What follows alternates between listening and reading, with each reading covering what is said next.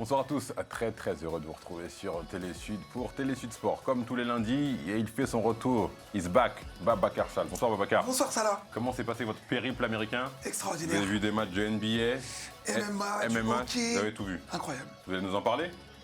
Peut-être. Peut-être? Ouais, On peut-être. voit ça juste après le générique, c'est parti.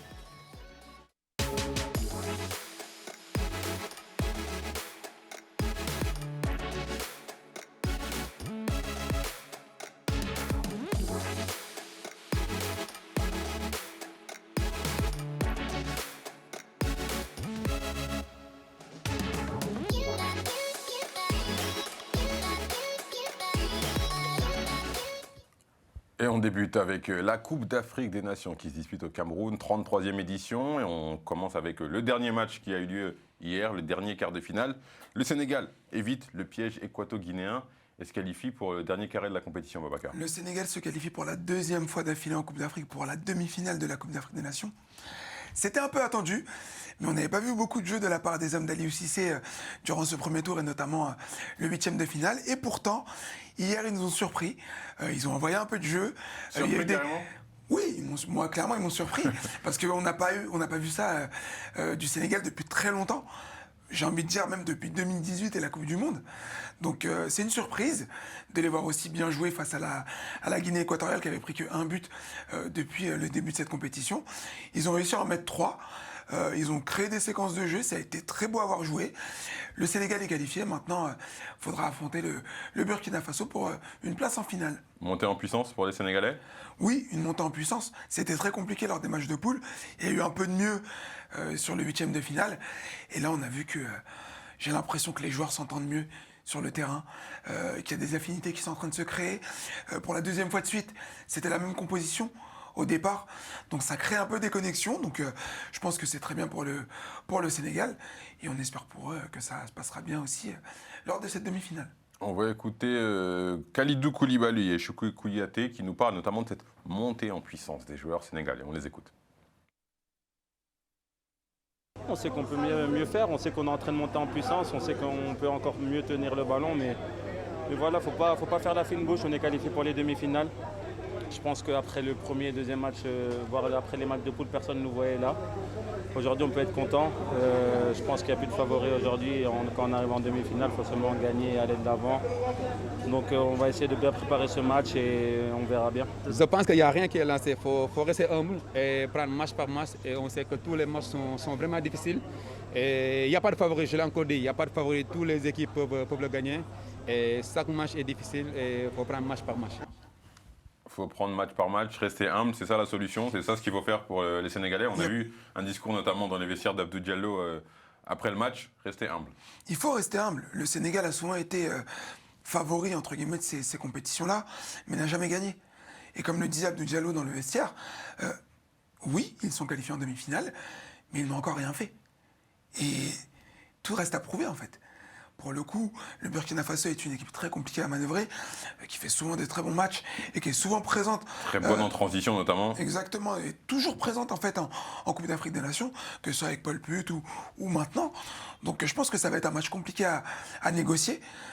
Beaucoup d'équipes se sont cassées les dents face au Burkina. La Nigeria a eu du mal, notamment lors de son groupe. Pour les qualifications mondiales. Donc ça risque d'être un match intéressant. Et pour le Sénégal, c'est un nouveau test qui arrive. Mais est-ce que les Sénégalais peuvent se cacher dans cette position en disant on n'est pas les favoris? Les Sénégalais sont favoris, clairement, on ne peut pas se cacher. Même si le Burkina Faso est une équipe qui peut se montrer redoutable, les Sénégalais sont favoris. C'est vrai qu'ils ne peuvent pas se cacher. C'est une réalité. Dès le début de la compétition, on a... Favoris des demi-finales ou favoris tout court? Non, à la base, on avait dit Sénégal favori de la compétition. On avait dit, vous voulez parler tout de le qui? monde, tout le monde, vous-même, Salah. Je me souviens pas. Je me souviens pas de ce moment. On remettra les bandes. On mettra les bandes si Sabien ne les a pas perdues. La réalité, c'est que le Sénégal, depuis le début de la compétition, malgré ses performances en denti, est favori de la compétition. L'Algérie était favori de la compétition aussi. Elle s'est fait sortir. Donc le grand favori de la compétition, avec le Cameroun, on va le rappeler aussi, c'est le Sénégal. La réalité, c'est que faut prendre match après match, comme l'a dit Choukou Kouyaté. Mais là, on peut plus se cacher. On peut plus se cacher. On va réécouter des Sénégalais. Cette fois, c'est Sadio Mané et Famara Diédhiou qui nous parlent justement de l'adversaire, les étalons du Burkina Faso. On les écoute. Ça va être un bon match parce que Burkina est l'une des meilleures équipes d'Afrique. On la respecte bien sûr. Après, je pense que nous sommes le Sénégal et on est capable de battre n'importe quelle équipe. On va essayer essayer encore pour pouvoir passer et aller en finale. Oui, ça ne va pas un match facile. On sait très bien que le Burkina, c'est une grosse équipe. Après, voilà, à nous de jouer notre jeu, d'essayer de faire le maximum, de prendre notre temps, de mettre beaucoup de rythme, comme ce qu'on a réussi à faire aujourd'hui, et d'essayer d'avoir le match le mieux possible. Avoir le match le moins compliqué possible pour les Sénégalais. On passe à l'autre match qui a eu lieu hier, un match compliqué à arbitrer, un match haché, beaucoup de fautes, beaucoup de bagarres, d'invectives, beaucoup de choses. Mais au bout, c'est les Pharaons qui s'imposent face aux Lions de l'Atlas grâce, on va dire, en grande partie à Mohamed Salah. Les Pharaons, les Égyptiens, ils sont toujours là. Petite surprise. J'ai envie de dire, petite surprise, la qualification de l'Égypte en demi-finale de cette Coupe d'Afrique des Nations. Le Maroc était aussi étiqueté comme favori de cette compétition. Ils ont été sortis par plus fort qu'eux, j'ai envie de dire, et notamment un homme, comme vous l'avez dit, Mohamed Salah, qui porte Liverpool, qui porte aussi cette équipe d'Égypte. Beaucoup de responsabilités, mais il les prend, ces responsabilités-là. Il marque un but, il fait une passe décisive pour le deuxième but de l'Égypte. Ça a été compliqué, avec notamment la blessure du gardien égyptien, qui au début ne voulait pas sortir, mais au final, il a dû sortir. Voilà, ça a été un match compliqué, il fallait gérer. Mohamed Salah, dans les grands rendez-vous, il est toujours là. C'est un des hommes providentiels de cette équipe. Sans lui, c'est clair que ça serait différent. Pour le coup, il est là, il est bien là.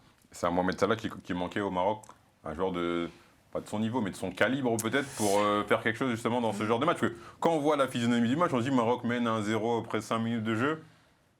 Les Marocains, on les voit bien depuis le début de la compétition. Vaïd, c'est un coach qui a des principes de jeu. Ça devrait le faire. Finalement, non. Moi, je pense que c'est pas forcément Mohamed Salah qui aurait dû être du côté du Maroc, mais c'est plutôt une lecture tactique que le coach Vaïd Halilhodžić a eu du mal à adapter, en fait. Pour moi, le fait de sortir Boufal, alors que c'était le meilleur joueur de cette équipe du Maroc, ça a été compliqué.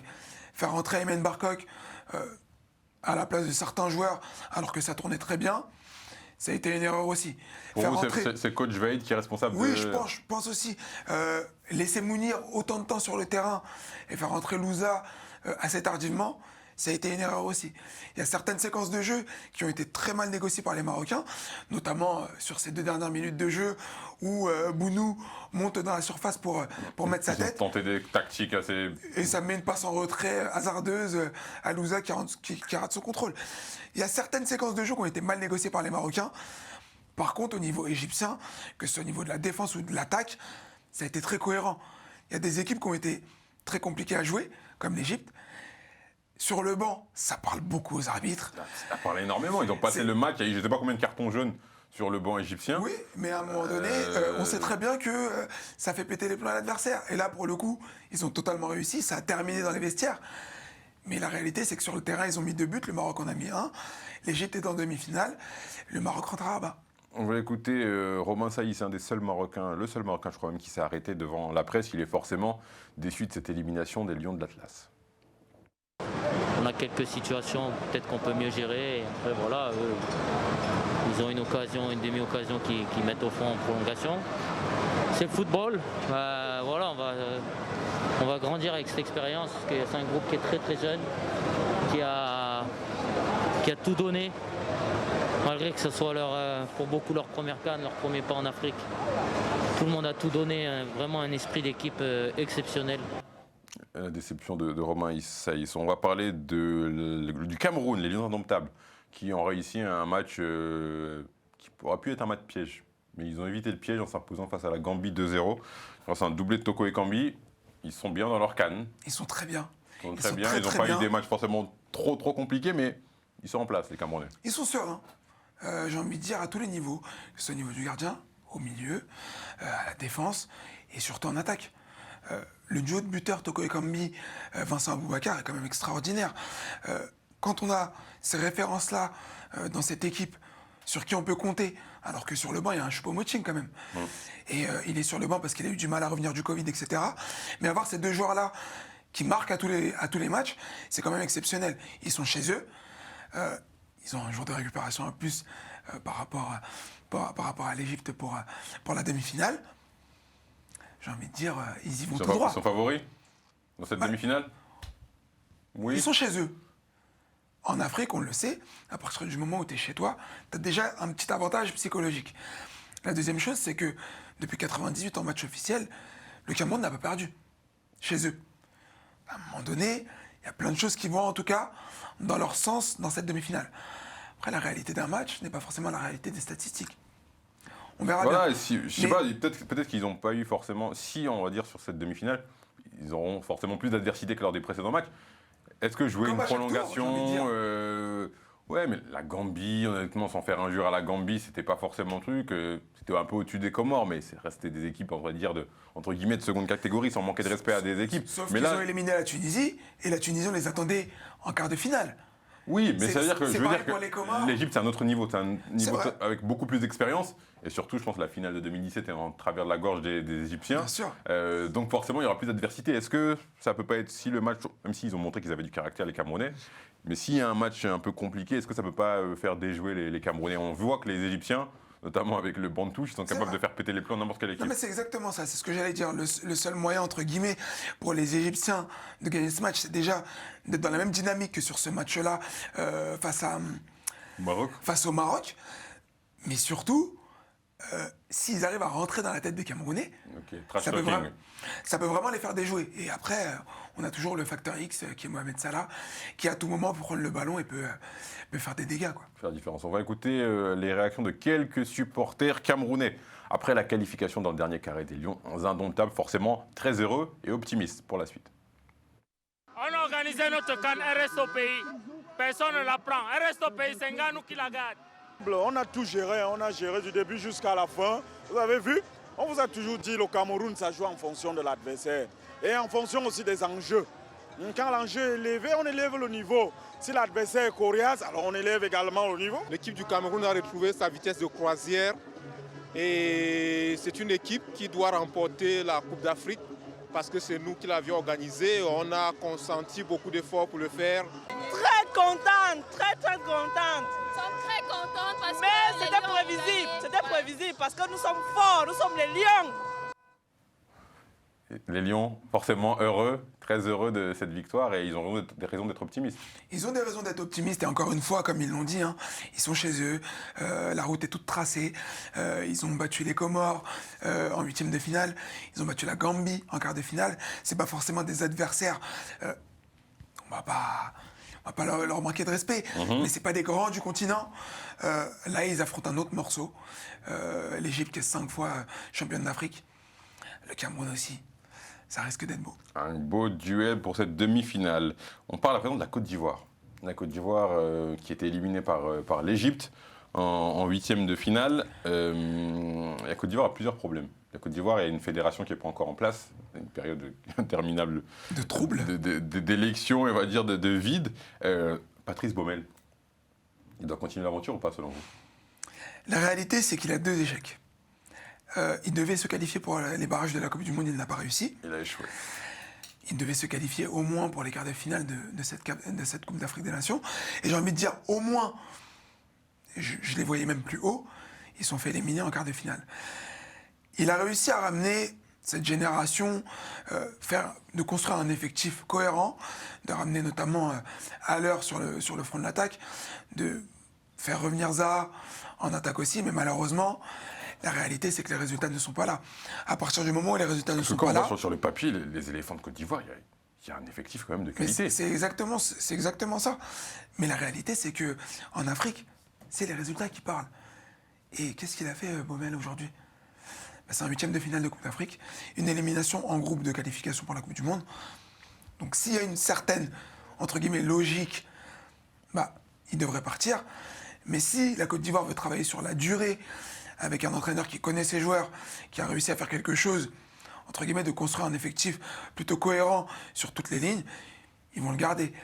Mais on sait que... Justement, parce que c'est ça ma question, c'est que l'année prochaine, c'est la CAN. Eh oui. En Côte d'Ivoire. Eh oui.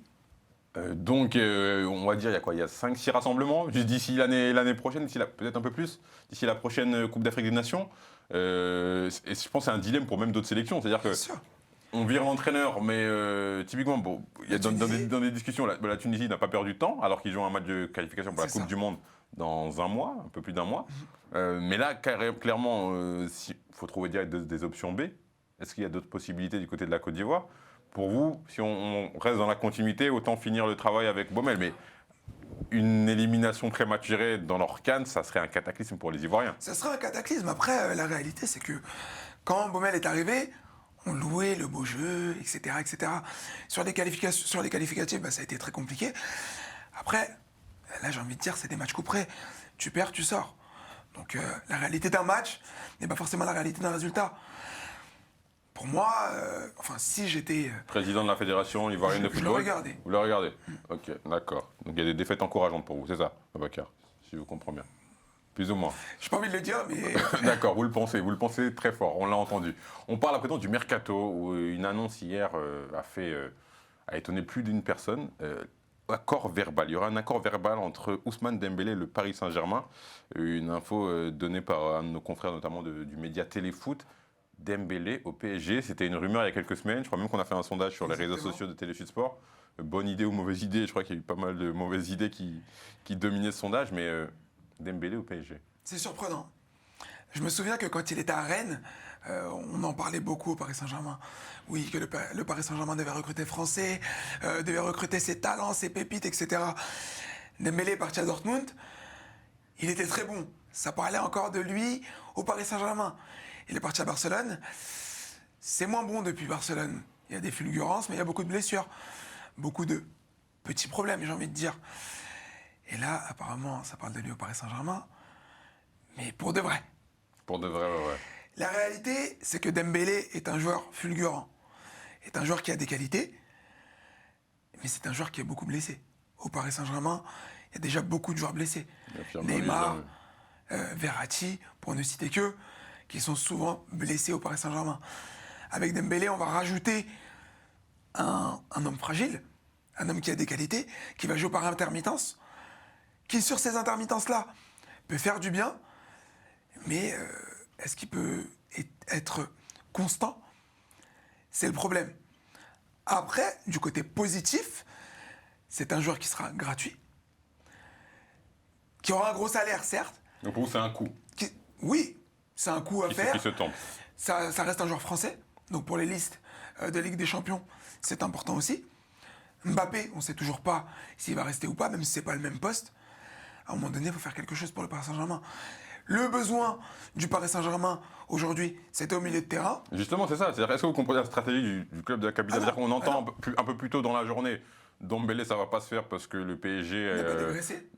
À côté de ça, on voit Lyon, et encore une fois, sans manquer de respect à Lyon, mais le 11e du championnat arrive à faire venir, entre guillemets, Dembélé. On se dit, mais il se passe quelque chose dans ce club-là qui ça fait longtemps qu'il se passe des choses. On ne comprend pas vraiment quoi, la stratégie en fait, du club. Ça fait un moment qu'on le dit. Dembélé, c'était en prêt.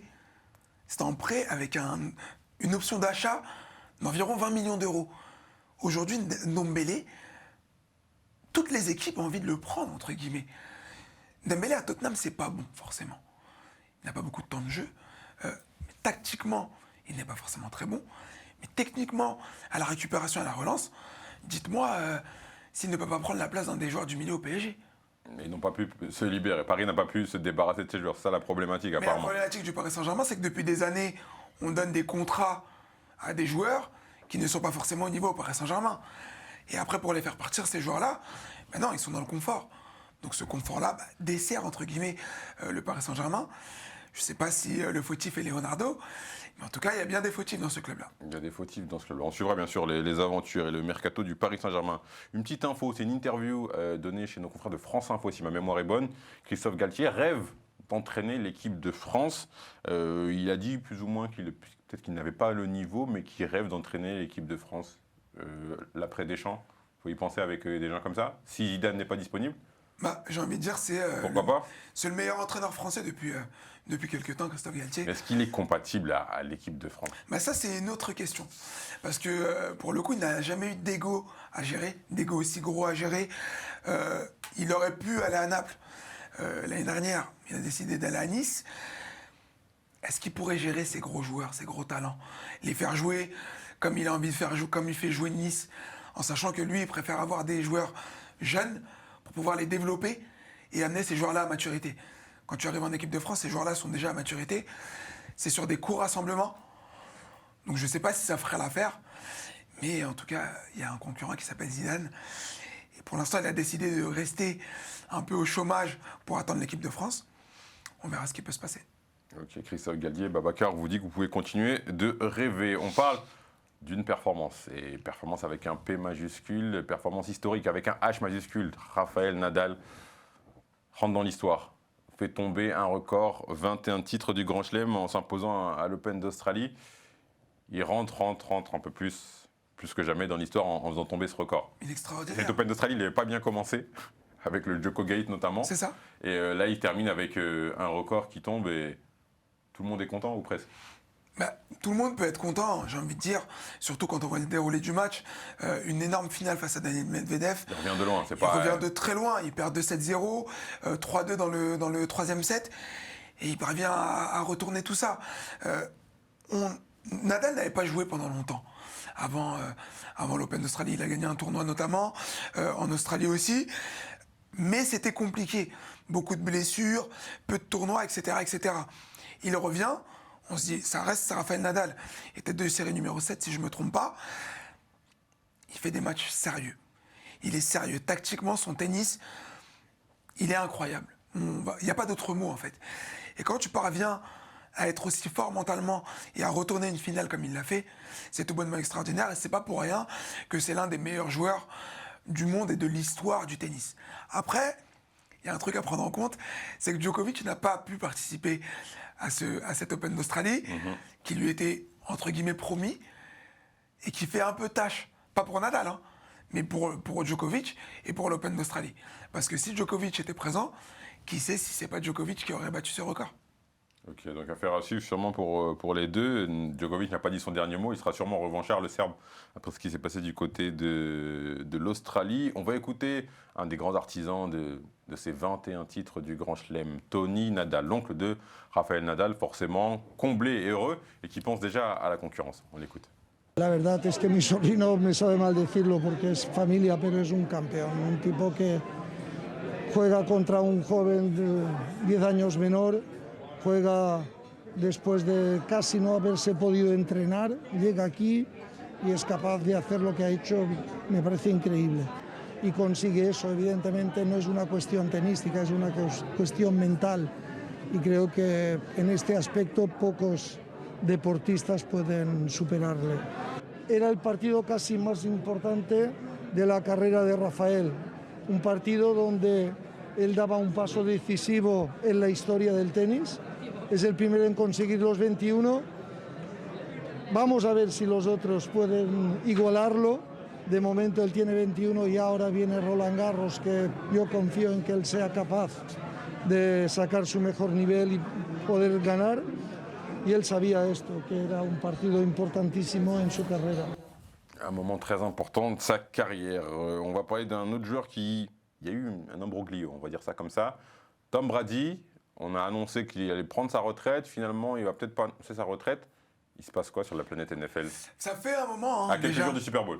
À quelques jours, à une semaine du Super Bowl. Après, Tom Brady a été éliminé avec son équipe des Buccaneers par les Rams de Los Angeles. On s'attendait encore une fois à ce que Tom Brady soit la tête d'affiche de ce Super Bowl, qu'il a gagné maintes et maintes fois avec les Patriots, mais pour autant, ça reste un des meilleurs joueurs de l'histoire du football américain. Est-ce qu'il va prendre sa retraite? Il y a 2 ans, il devait prendre sa retraite. Avec Rob Gronkowski notamment, ils devaient partir tous les deux après le titre des Patriots. Il a décidé de signer à Tampa Bay une saison... Ça a surpris quand même déjà. Ça a surpris. Une saison... Il a remis encore une saison, c'est encore un échec. À un moment donné, ça commence à faire beaucoup. Il doit partir, il doit arrêter? Je pense qu'à un moment donné, sa legacy, elle est déjà mise en place. Je pense que partir sur le titre aurait été magnifique pour lui. Là, il continue, il persiste. Ça reste un énorme quarterback, malgré son âge.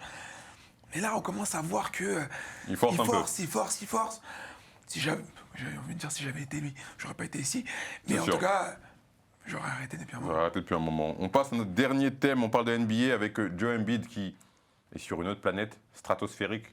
Il a mangé quoi, le Camerounais? Il est revanchard, tout simplement. En début de saison. Épargné par les blessures, là. C'est ça, épargné par les blessures. Il peut jouer tous les back-to-back. Il a 29 points de moyenne et 10 rebonds de moyenne cette saison. Il n'a pas forcément les meilleurs joueurs autour de lui. Il y a Tobias Harris qui est là. Toujours pas de Ben Simmons à l'horizon, qu'il avait un peu, j'ai envie de dire, embrouillé en début de saison parce que c'était pour lui quelqu'un qui a abandonné son équipe. Et pourtant, il a décidé de prendre ses responsabilités et de tout montrer sur le terrain. On rappelle qu'il a commencé le basket il n'y a pas si longtemps que ça, Joel Embiid. Et pour autant, il a été All-Star. Cette saison, il sera All-Star. Et si les Sixers peuvent faire quelque chose cette année, ça sera grâce à lui. Alors, il y a la trade deadline dans pas si longtemps que ça. On verra si les Sixers peuvent se renforcer encore une fois pour atteindre le but de gagner le titre NBA. À la base, c'était Trust the Process. Maintenant, le process est en ligne. Et maintenant, il faut un titre. Il faut un titre. On suivra bien entendu les aventures de Joe Embiid ces prochaines semaines du côté de la NBA. C'est la fin de ce 22e numéro de Télésite Sport. Un grand merci aux équipes techniques ainsi qu'aux équipes de réalisation. Babacar, merci. On se retrouve la semaine prochaine. La semaine prochaine. D'ici là, portez-vous bien. Excellente soirée sur Télé Sud. À très bientôt.